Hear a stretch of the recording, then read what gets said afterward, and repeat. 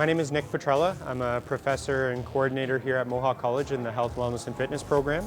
And today I'm going to go through 3 different exercises to help develop your legs. So for the first exercise, it's actually quite simple. It's just going to be a bench squat. Now you're literally going to be seated just like you are in a chair.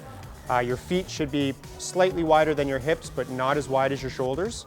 You want to make sure that when you're seated with your chest up, shoulders back, always making sure that your knees are over top of your feet. Shift your weight forward and make sure that when you stand up into a fully standing position, you want to obviously make sure you have that proper posture, but you don't want your chest to lean forward and you don't want your neck to lean forward, which are some of the most common mistakes.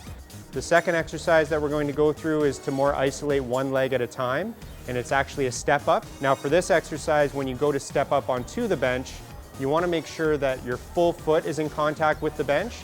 You never want your heel to lift off or not be supported, and you never want your toes to lift off or not be supported as well.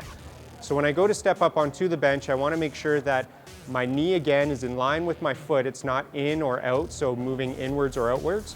And also when I step up, I want to make sure that my knee continues to stay over top of my foot in order to protect my knee and make sure that I'm balanced. As I get on top of the bench, this is where I'm going to try to balance without putting my other foot on the bench or supporting myself with my other foot. And then I'm going to slowly lower myself back down to the starting position. The last exercise that we're going to go through is again to develop the lower body, specifically the legs. And we're actually going to do a lateral lunge. For this exercise, now I'm going to step sideways, assuming that there's an imaginary line drawn on the ground. As I take that sideways step and plant my moving foot, again, both feet should stay flat on the ground. The moving foot, or the foot that I've actually stepped with, my knee is going to bend and my hips are going to go back.